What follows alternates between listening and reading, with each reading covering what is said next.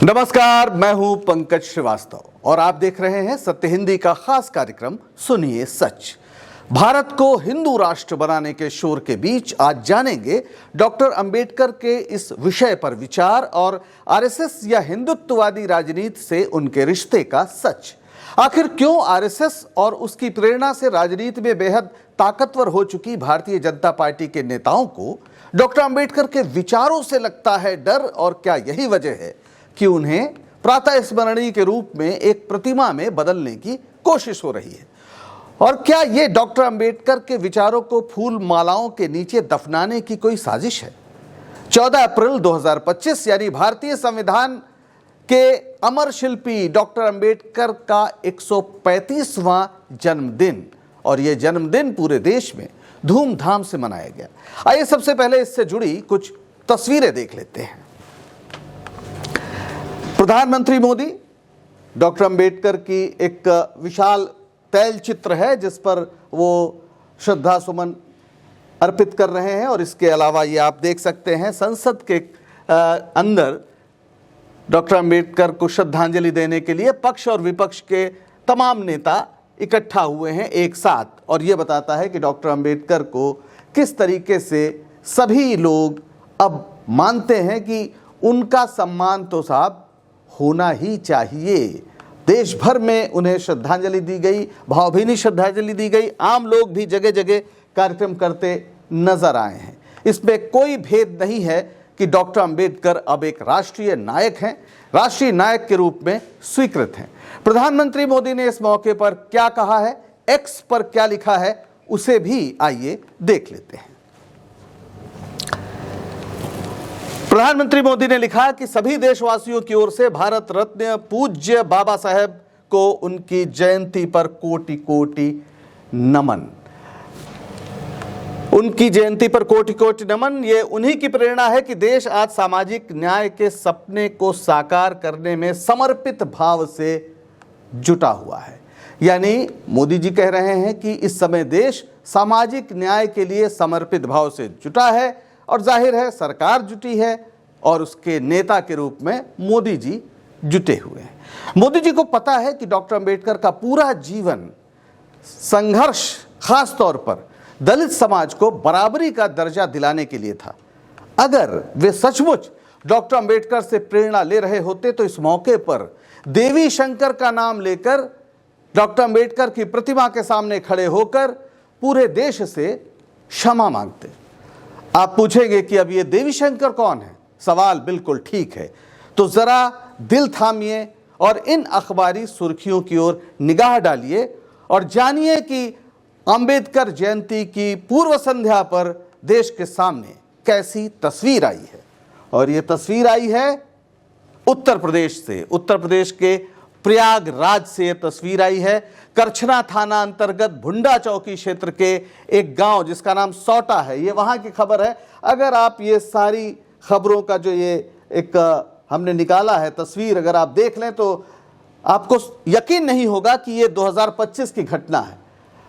एक अखबार लिखता है कि प्रयागराज में दलित युवक को गेहूं के बोझ में जिंदा जलाया, गांव में पुलिस फोर्स तैनात। दूसरा लिखता है कि प्रयागराज में दबंगों ने मजदूरी के बहाने बुलाकर दलित युवक की हत्या की, शव भी जलाया। दबंग क्या होते हैं? ये दबंग कहां से आते हैं? ये कभी अखबार वाले बताते नहीं है। दलित की हत्या होती है, दलित लड़की के साथ बलात्कार होता है, ये तो लिखा जाता है, लेकिन ये दबंग लोग कौन हैं इनके बारे में हमारे अखबार बताते नहीं है। बहरहाल खबर यह है कि एक नौजवान को जिसकी उम्र महज 30 साल थी, 12 अप्रैल की रात उसे बुलाया गांव के ही एक व्यक्ति ने या एक परिवार ने कि उसके खेत में जाकर वो गेहूं काटे और उनका बोझा बनाए ताकि उन्हें ढोकर लाया जा सके, और सुबह उसकी अधजली लाश मिली। बहुत लोगों का कहना है कि उसे जिंदा जलाया गया। बहुत लोग ये भी कह रहे हैं कि उसकी हत्या करके उसे जलाया गया। अब जो भी सच है ये शायद बाद में पता चलेगा, लेकिन ये खबर 13 तारीख को यानी अंबेडकर जयंती के एक दिन पहले आई है, और जाहिर है ये शर्मिंदा वाली करने वाली खबर है। लेकिन इससे कोई शर्मिंदा होता हमें दिल्ली से लखनऊ तक नजर नहीं आ रहा है। तो यह है हकीकत उस वर्ग की जिसके लिए डॉक्टर अंबेडकर ने पूरा जीवन समर्पित कर दिया। यह बीजेपी की डबल इंजन की सरकार की सामाजिक न्याय के प्रति समर्पण की भी हकीकत है। मुख्यमंत्री योगी आदित्यनाथ ने दावा किया है कि वे राम राज ले आए हैं। हर तरफ उत्तर प्रदेश में हिंदू विजय का घोष किया जा रहा है। अभी जो कुंभ हुआ, जो सैकड़ों साल से होता है, पहली बार लोगों को पता चला कि यह हिंदू विजय के घोष का एक प्रतीक है। राष्ट्रीय स्वयंसेवक संघ के समर्थक माननीय योगी आदित्यनाथ जी में भविष्य का प्रधानमंत्री देख रहे हैं। लेकिन क्या आपको पता है कि डॉक्टर अंबेडकर ने हिंदू राष्ट्र के बारे में क्या कहा था?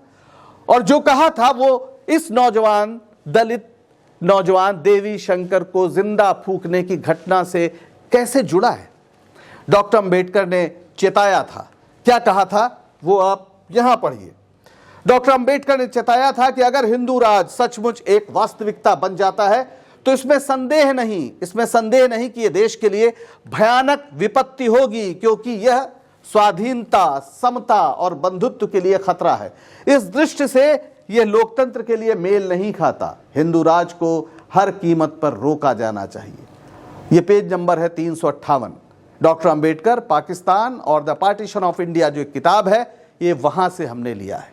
यानी देवी शंकर का परिवार उस विपत्ति को झेल रहा है जो डॉक्टर अंबेडकर चेता गए। हैरानी की बात यह है कि प्रधानमंत्री मोदी सहित बीजेपी के तमाम नेता जो एक तरफ डॉक्टर अंबेडकर की जय जयकार में जुटे हैं, वो हिंदू राष्ट्र बनाने की मांग करने वालों की पीठ भी थपथपाते हैं, जिसके बारे में डॉक्टर अंबेडकर ने चेताया था। जरा इस तस्वीर को देखिए। ये धीरेंद्र शास्त्री जी हैं, पिछले दिनों काफी चर्चित हुए। ये बाबा बागेश्वर के नाम से मशहूर हुए और प्रधानमंत्री मोदी जी इनके मंच पर जाकर उनको आशीर्वाद दे रहे हैं और उन्होंने अपना छोटा भाई भी धीरेंद्र शास्त्री को बताया। कौन है धीरेंद्र शास्त्री? धीरेंद्र शास्त्री को जानना हो तो ये तस्वीर देखिए। तो मोदी जी के छोटे भाई कुछ दिन पहले तक जुलूस निकाल रहे थे। क्यों? क्योंकि भारत को हिंदू राष्ट्र बनाना है, उसके लिए यात्राएं निकाल रहे थे। हालांकि ताजा खबर यह है कि अब हिंदू गांव वो बसा रहे हैं, जिसमें वो प्लॉटिंग करके बिल्डिंग्स बनाएंगे और उसमें फ्लैट बेचेंगे। तो हिंदू राष्ट्र की जो तैयारी थी वो हिंदू गांव, और हिंदू गांव की जो तैयारी थी वो फिलहाल एक बिल्डर की तैयारी में तब्दील हो गई है। बहरहाल मोदी जी वहां क्या कर रहे थे और क्यों वो उनके छोटे भाई जो धीरेंद्र शास्त्री हैं वो हिंदू राष्ट्र की बात कर रहे थे?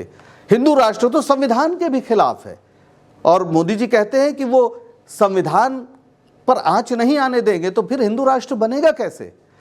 तो क्या पीएम मोदी दोनों हाथ में लड्डू रखना चाहते हैं? एक तरफ हिंदू राष्ट्र वाले बाबा बागेश्वर की पीठ थपथपा रहे हैं तो दूसरी तरफ डॉक्टर अंबेडकर के चरणों में शीश नवा रहे हैं।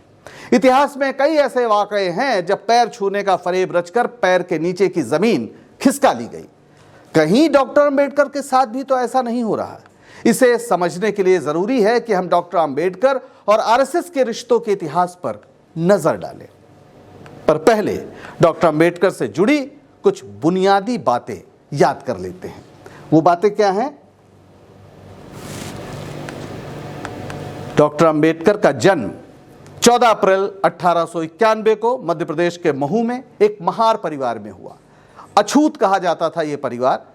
उस समय डॉक्टर अंबेडकर का जीवन, उनका बचपन बेहद कष्ट से गुजरा। छुआछूत का दंश झेला उन्होंने।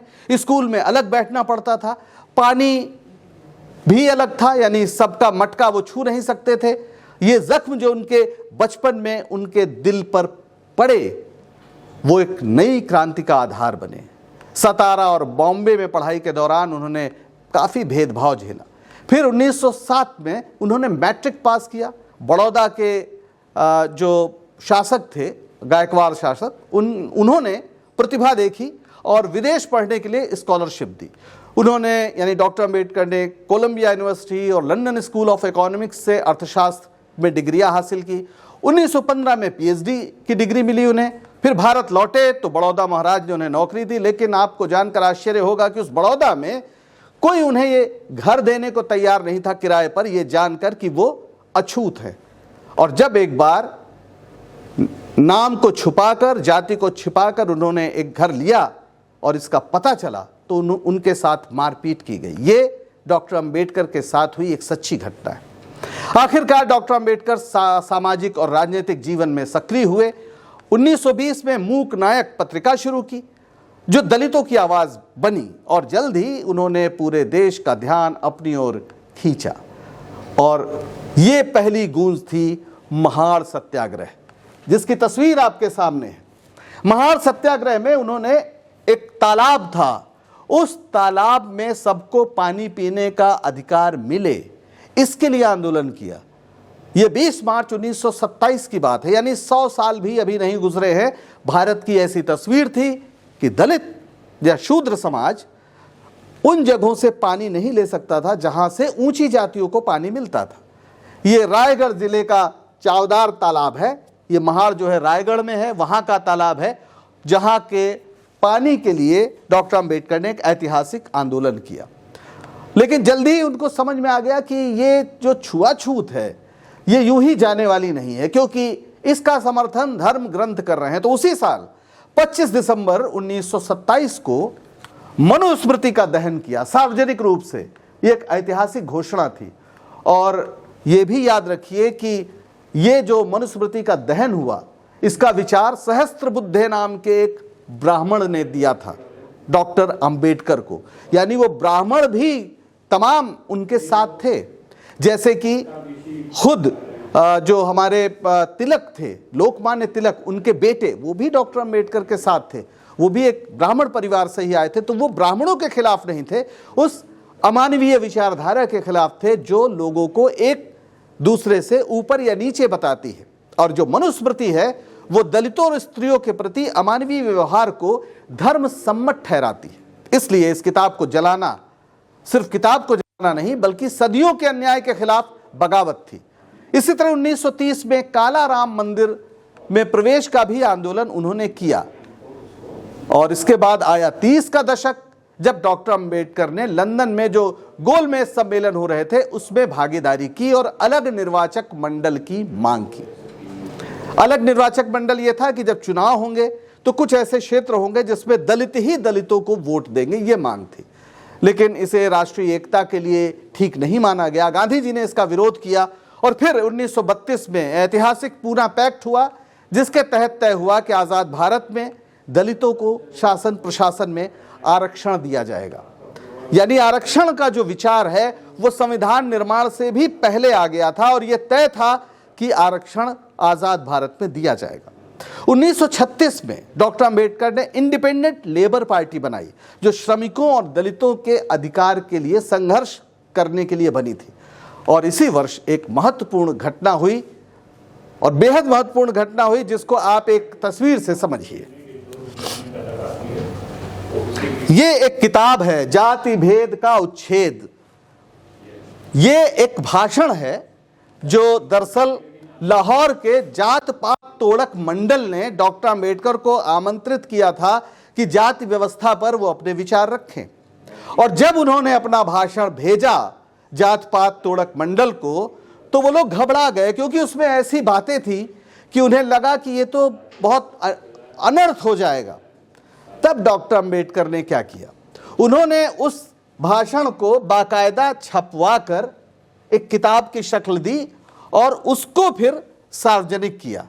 यानी जो आयोजक थे उन्होंने जब उनका जो आमंत्रण था, जो उन्हें निमंत्रित किया गया था कि आके आप भाषण दीजिए, उसको वापस ले लिया, कहा नहीं आप मत आइए। जब उनका भाषण देखा तो डॉक्टर अंबेडकर ने फिर इस जाति प्रथा का उन्मूलन, जाति प्रथा का विनाश, एनिलेशन ऑफ कास्ट सिस्टम, इस नाम से जो उनका भाषण था, इसको उन्होंने खुद एक किताब के रूप में प्रकाशित किया। ये जो पुरानी किताब है इसमें बड़ा इंटरेस्टिंग लिखा है उसके एक पन्ने पर, speech prepared by doctor B.R. Ambedkar for the annual conference of the Jat Pat Todak Mandal of Lahore but not delivered. यानी एक ऐसा भाषण है जो दिया ही नहीं गया। लेकिन ये सबसे महत्वपूर्ण एक तरह से स्थापना थी डॉक्टर अंबेडकर की, जिसने इस देश के पूरी राजनीति को एक नए झंझावात में गुजरने को मजबूर किया। क्या कहा था इस भाषण में डॉक्टर अंबेडकर ने, यह भी हमें जानना चाहिए। जो इस भाषण का मूल है उसमें उन्होंने कहा कि आपको जिस शत्रु से जूझना है वो जाति पात का पालन करने वाले लोग नहीं हैं, बल्कि वे शास्त्र हैं जो उन्हें जाति पाति का धर्म सिखाते हैं। यानी ये धर्म है जो दरअसल जात पात सिखा रहा है। और क्या कहा इस भाषण में? चातुर्वर्ण्य से अधिक अपमानजनक सामाजिक संगठन की कोई व्यवस्था नहीं हो सकती। ये वो व्यवस्था है जो लोगों को सहायक गतिविधियों से वंचित, पंगु और अपंग बना देती है। तो सीधे सीधे जो चातुर्वर्ण व्यवस्था है उसका एक तरह से उसकी एक भीषण आलोचना डॉक्टर अंबेडकर की ओर से हुई इस भाषण में। और समाधान क्या दिया? समाधान दिया उन्होंने जाति खत्म करने के लिए कि अंतरजातीय विवाह और वेदों और पुराणों सहित धार्मिक जो ग्रंथ हैं उनका विनाश। अब अंतरजातीय विवाह से तो एकदम ये सुनकर ही आज से जो कम से कम 90 साल पहले की स्थिति है, आप समझ सकते हैं कि भारतीय समाज ने या हिंदू समाज ने किस तरह रिएक्ट किया हो। तो जाहिर है डॉक्टर अंबेडकर बहुत लोगों की आंख में खटकने लगे। हालांकि गांधी जी ने इस बहस में रुचि ली और डॉक्टर अंबेडकर इस भाषण को खुद प्रकाशित किया अपने जो उनका साप्ताहिक अखबार था हरिजन में। और उन्होंने जात पात तोड़क मंडल जो लाहौर का था, जिसने बुलाने के बावजूद डॉक्टर अंबेडकर को भाषण नहीं देने दिया, यानी अपना जो निमंत्रण था उसे वापस ले लिया, उसकी आलोचना की। इस भाषण को हरिजन में छापा उन्होंने। हालांकि डॉक्टर अंबेडकर से गांधी जी पूरी तरह सहमत नहीं थे। वो छुआछूत तो खत्म करना चाहते थे, लेकिन धर्म ग्रंथों को नष्ट करने के बारे में उनकी राय अलग थी। वे कहते थे कि उनमें जो अच्छी बातें हैं प्रेरणा हमें उनसे लेनी चाहिए। बहरहाल इस मामले में बहस हुई बाकायदा, और इस बहस ने गांधी जी को भी काफ़ी बदला। एक ऐसा समय भी आया जब किसी ज़माने में सामाजिक सुरक्षा की दृष्टि से वर्ण व्यवस्था का समर्थन कर चुके महात्मा गांधी ने कहा कि वे अब उन्हीं विवाहों में जाएंगे जिसमें एक पक्ष शूद्र होगा। यह था डॉक्टर अंबेडकर का गांधी पर पड़ा प्रभाव, क्योंकि डॉक्टर अंबेडकर और गांधी जी दोनों एक नतीजे पर पहुंचे थे कि अगर इस देश को राष्ट्र बनाना है, जाति का विनाश जरूरी है, और जाति का विनाश होगा अंतरजातीय विवाहों से, क्योंकि जातियां नस्ल की शुद्धता या रक्त की शुद्धता के आधार पर बनी हुई है। और फिर जब संविधान निर्माण की बात आई तो ड्राफ्टिंग कमेटी के चेयरमैन के रूप में गांधी जी ने डॉक्टर अंबेडकर का नाम सुझाया। और ये एक बड़ा आश्चर्यजनक फैसला था, क्योंकि माना जाता था कि डॉक्टर अंबेडकर और महात्मा गांधी में बहुत मतभेद हैं। अंबेडकर जी लगातार गांधी जी पर सवाल उठाते थे। गोलमेज कॉन्फ्रेंस के समय उन्होंने इस बात को मानने से इनकार कर दिया था कि गांधी जी पूरे भारत की ओर से बोल सकते हैं। वो दलितों के प्रतिनिधि खुद थे और कहते थे गांधी जी नहीं हो सकते। तो बड़ा विवाद था, लेकिन गांधी जी ने डॉक्टर अंबेडकर का नाम सुझाया कि उन्हें ड्राफ्टिंग कमेटी का अध्यक्ष बनाया जाए। और इस तरह से जो संविधान सभा ने संविधान बनाया वो समानता, स्वतंत्रता और बंधुत्व पर आधारित था, जिसने देश में पहली बार सबको वैधानिक रूप से बराबर माना, सभी धर्मों को सम्मान के साथ फलने फूलने का हक दिया। और जाहिर है इस संविधान के सबसे बड़े शिल्पी कोई थे तो वो डॉक्टर अंबेडकर थे। अब यहीं से हमारी कहानी का वो भाग शुरू होता है जहां से हमने बात शुरू की थी, यानी आरएसएस और अंबेडकर के रिश्ते की। इस संविधान से सबसे ज्यादा नाराज हुआ आरएसएस। राष्ट्रीय स्वयंसेवक संघ या आरएसएस के इस इतिहास से आपको समझ में आ जाएगा कि डॉक्टर अंबेडकर के बारे में उसके असल विचार क्या हैं। जब संविधान सभा ने संविधान का ड्राफ्ट स्वीकार किया, यानी 26 नवंबर 1949 को, तो 4 दिन बाद 30 नवंबर को आरएसएस के मुखपत्र ऑर्गेनाइजर ने जो लिखा वो आपको जानना चाहिए। ऑर्गेनाइजर में लिखा कि हमारे संविधान में प्राचीन भारत के अनूठे संवैधानिक विकास का कोई उल्लेख नहीं है। मनु के नियम जो स्पार्टा के लाइकर से या फारस के सोलन से बहुत पहले लिखे गए थे, आज भी दुनिया भर में प्रशंसा पाते हैं और स्वाभाविक रूप से पालन और आज्ञाकारिता को प्रेरित करते हैं। लेकिन हमारे संवैधानिक विद्वानों के लिए इसका कोई महत्व नहीं है। यानी इस बात पे आरएसएस को तकलीफ थी कि इसमें तो मनुस्मृति का कोई जिक्र नहीं है, मनु के नियमों का कोई जिक्र नहीं। और सिर्फ आरएसएस क्यों, आरएसएस के एक प्रातः स्मरणीय विचारक, हालांकि आरएसएस में नहीं थे, हिंदू महासभा में थे, सावरकर, उन्होंने भी कुछ ऐसा कहा था। उन्होंने कहा कि यह ग्रंथ सदियों से हमारे राष्ट्र की ऐहिक एवं पारलौकिक यात्रा का नियमन करता आया है। ये जिस ग्रंथ की बात कर रहे हैं वो ग्रंथ है मनुस्मृति। और आगे कहते हैं कि आज भी करोड़ों लोग करोड़ों हिंदू जिन नियमों के अनुसार जीवन यापन तथा आचरण व्यवहार कर रहे हैं, वे नियम मनुस्मृति पर आधारित हैं। आज भी मनुस्मृति ही हिंदू नियम, हिंदू लॉ हैं, वही मूल हैं।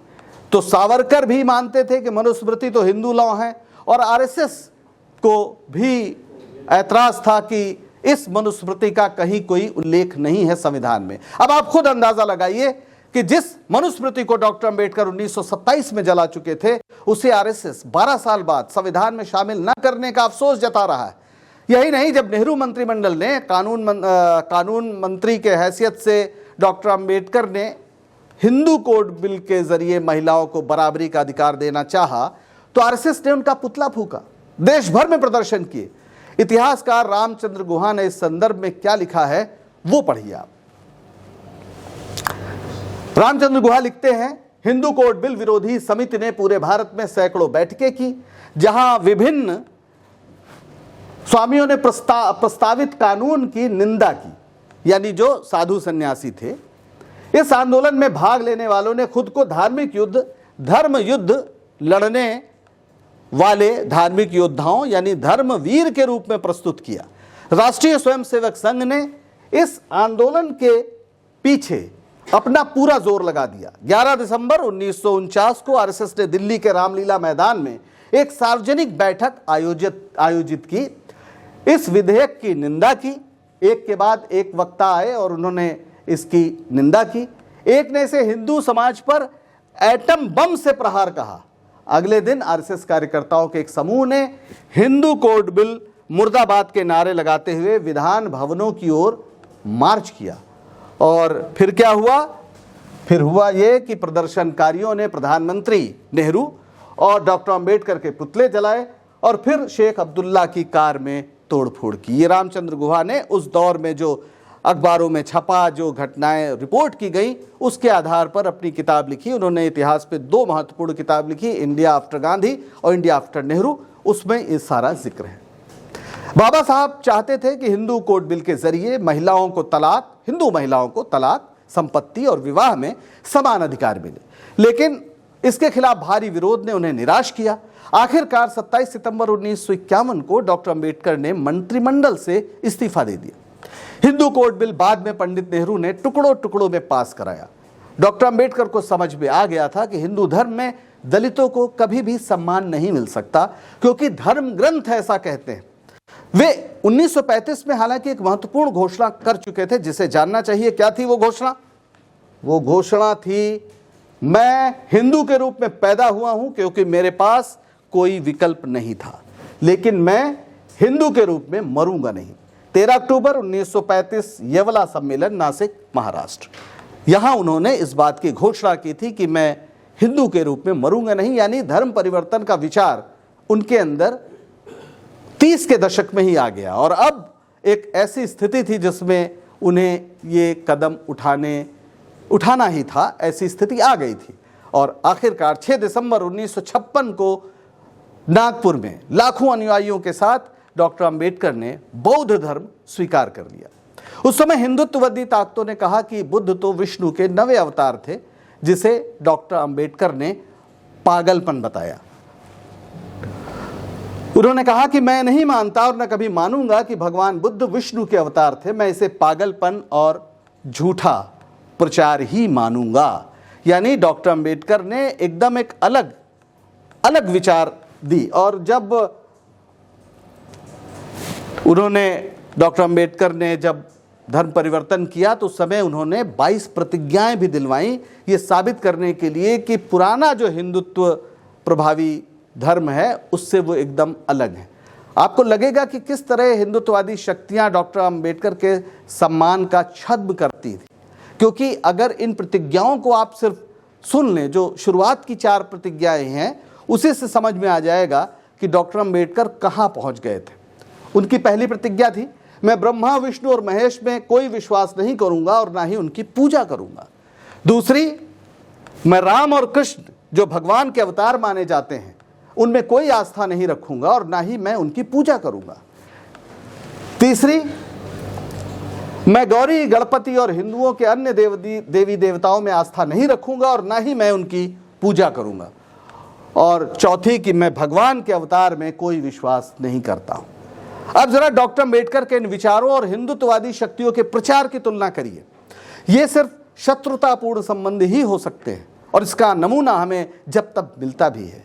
कल्पना ही की जा सकती है कि मारपीट करके दूसरे धर्म को मानने वालों को जय श्री राम का नारा लगवाने को मजबूर करने वाली हिंदुत्ववादी भीड़ राम और कृष्ण में आस्था न रखने वाले डॉक्टर अम्बेडकर के साथ आज क्या करती।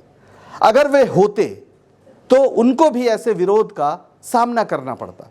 और ये कोई काल्पनिक बात नहीं है। हम अक्सर देखते हैं कि डॉक्टर अम्बेडकर की प्रतिमाओं पर हमला किया जाता है और ये हर साल की बात है। इन तस्वीरों को देखिए, ये इस देश में संविधान के शिल्पी डॉक्टर अम्बेडकर की तस्वीरें हैं। कहीं गला कटा हुआ है, कहीं उस पर गंदगी फेंकी हुई है और कई जगह तो ऐसा भी हुआ है कि डॉक्टर अम्बेडकर की प्रतिमा के चारों ओर एक जाल लगाया गया, ताला बंद किया गया, फिर भी उसमें तोड़फोड़ हुई।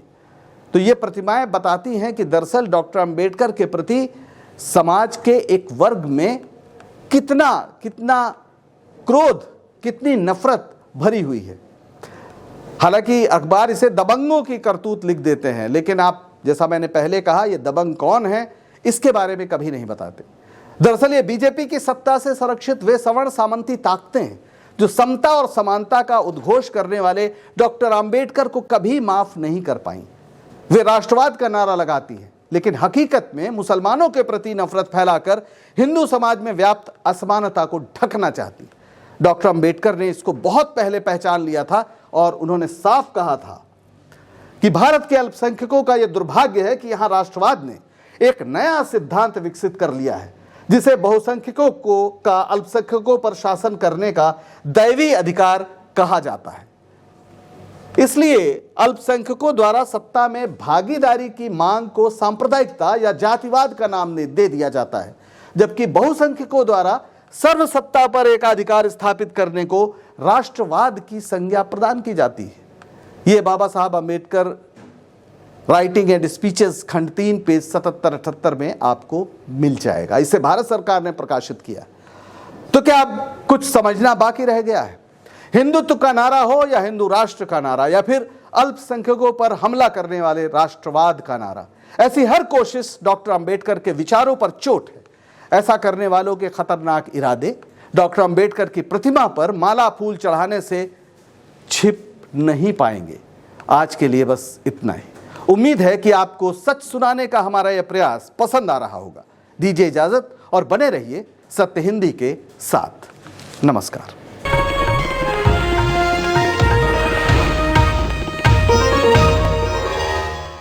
Copyright disclaimer under Section 107 of the Copyright Act 1976. Allowance is made for fair use for purposes such as criticism, comment, news reporting, scholarship, and research. Fair use is a use permitted by copyright statute that might otherwise be infringing.